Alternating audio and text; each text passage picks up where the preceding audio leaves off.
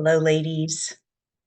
I'm about to get real about dating for me so far, a bit about healing from narcissistic man in a 20-year marriage, and finally, what is your pattern and how to start the process of being who you are, and also if you are like me, trying to tone it down a bit as I've been told I need to. So I'm going to do this in 3 videos. And I just want you to know that I do have some notes. So you'll probably see me kind of looking at that from time to time. So with that said, I'm going to start with the marriage, then I'm going to move into the dating, and then we'll do patterns. So I got married at the age of 23, had a baby at 24. And I will tell you that I feel that I lost my 20s and my 30s to a future that I was promised and never received. I was love bombed, but I really want the younger generation just know that back in the late 1990s, we didn't know what narcissism was, the signs, or even what red flags were. This was really only been prevalent for the past 5 years or so. And so, like I said, I ask that the younger generations be a bit more gentle with us. Um, and for those of us who are older, who are finally figuring all this out. Anyway, I did personal growth around sexuality back in the early 2000s and read all the David Data books. And you guys have already heard me talk about The Way of the Superior Man. I'm getting ready to read the next one, which is Dear Lover, which will be part of my relationship course. So, but anyway, I was starting to feel powerful again as I had definitely become the man in the relationship. And for a year, it was great. And then everything went back to how it was with my then husband. So I was the one keeping him on purpose. I was the one helping him excel in his career. I was the one, um, I was the one. Let's just leave it at that. And how many women can relate to this? Being the one who gave up your own ambitions to let your man soar and thinking it would come back around to you because, you give and take and you take care of each other, right? Well, I wanted a divorce 3 different times in the marriage. My ex has a bad temper. He drank a lot. And everything was always my fault in the relationship. So I wanted a divorce 3 different times: 2005, 2008, 2011. Do you see my ex's cycle? But each time I was given a speech how we don't give up on each other, and I stayed. Through this, I became a massage therapist in 2003 while pregnant with my son, childbirth educator in 2006 while pregnant with my youngest.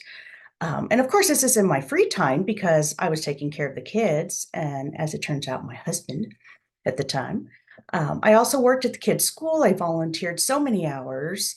I can't even count, holding many leadership positions in the 12 years with PTA while I was living in El Segundo, where we were. 2010, my grandmother got dementia.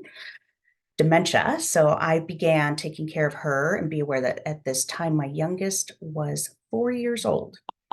My uncle helped care for my grandmother, his mom, and my kids. We worked together. My husband did not help much at all. He was just always working or out on the golf course, drinking, and so on. In 2014, my uncle passed away, and my grandmother's care became a full-time job for me. And yet I was still volunteering countless hours and taking care of my kids, who truly got no real nurturing from me at this time. When I asked my then husband to help, his response was no. I was burnt out, overwhelmed, tired, and had to lean on my oldest daughter to help with her brother and sister. In 2016, we moved to Spokane. I thought this would help my kids and my marriage and be a new start for us as a family. I moved my grandmother into a home, and they took care of all of her needs. And unfortunately, 6 months later, she did pass. She had full-time Alzheimer's at this point. So, it was time, but she died just shy of 99 years old. So, um, then in 2017, I started doing real estate and I enjoyed it. I started studying in January, shortly after my grandmother passed away. While doing this, I also helped My then husband studied for a very important test that took him a few times to pass, and it was a very hard test, FYI. But he didn't help me with my studies. I did pass on the first time, though, just saying. I did for, I did real estate for a bit, had a really good first full year. But in March of 2019, I took a hard fall in my garage, slipping on some oil. And that kind of put me in bed for most of the year. And so as I found out 3 years later, it caused degeneration in my hip and my lower back.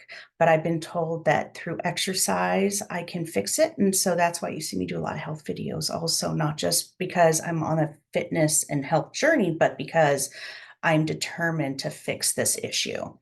But through all of this time frame, starting in around 2017, my husband at the time decided to go silent. I felt alone, rejected, abandoned. And these are the very things that my then husband knew are triggers for me. He knew that not talking to me, not opening up, not letting me know what's going on is huge, because for me, honesty, trust, open communication, those are the foundations of a good relationship, no matter what that relationship is. But I've told him over and over again that for us, that the strongest you can do in your own relationship is to have that. And unfortunately, trust, honesty, and communication were not things that we ended up having in our marriage. And I didn't know that till later. But with that said, um, I did help him in 2019 buy a house, which he said was for work. I was suspicious of this, but he said he loved me, not to worry, we were solid, but that I needed to sign a quitclaim deed because it was for the business. Well, a few months later, no surprise, he asked for divorce. And he did this 2 days after Mother's Day and 1 month before our oldest graduated from high school. And this was also at the height of COVID. It turns out he was seeing his now girlfriend and ex-fiance for some time, lying to me for years.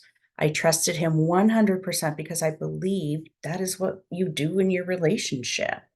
I was told I was crazy. I was nuts. No, this isn't true. Why are you freaking out about this? Blah, blah. But I thought, okay, I trust him. I'm letting go of my intuition and my gut, but I'll trust him. And what I found, I lost myself in my marriage.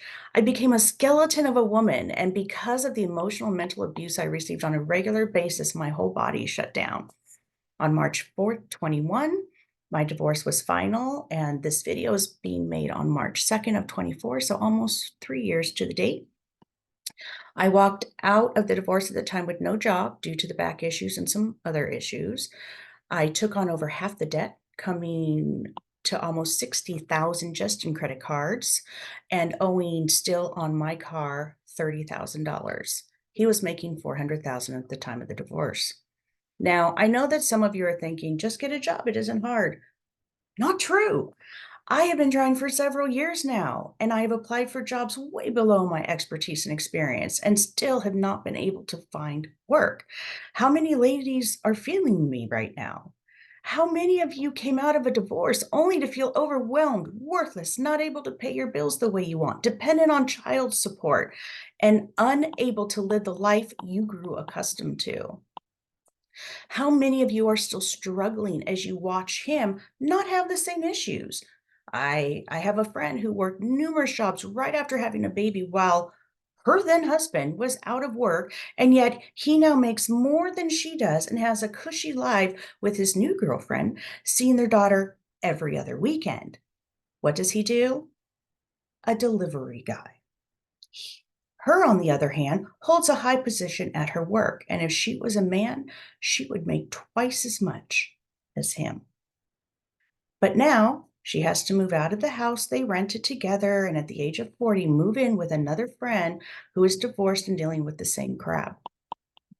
This happens all the time to women when we divorce, and the longer the marriage, the harder it can be to recover. Whether you are working mom or one that stayed home and raised the kids while he worked and then left at the height of his career, leaving you with really nothing, I wish men were more understanding of what we go through instead of trying to explain to us the reality of the situation.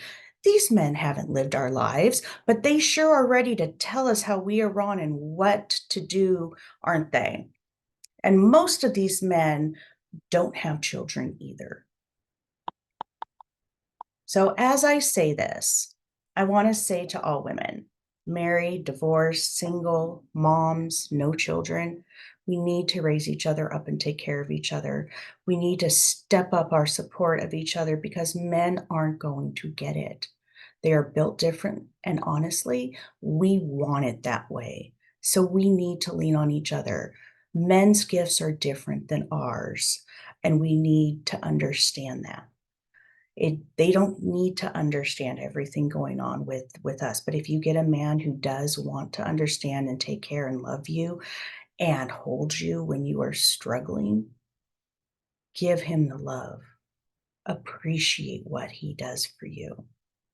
But with that, that's a whole other thing that I'll talk about later. But for those of you that feel called to scheduling a session with me that allows you to truly just be seen and heard as you let go of what you are struggling with, I invite you to schedule a Fix Your Crown session with me.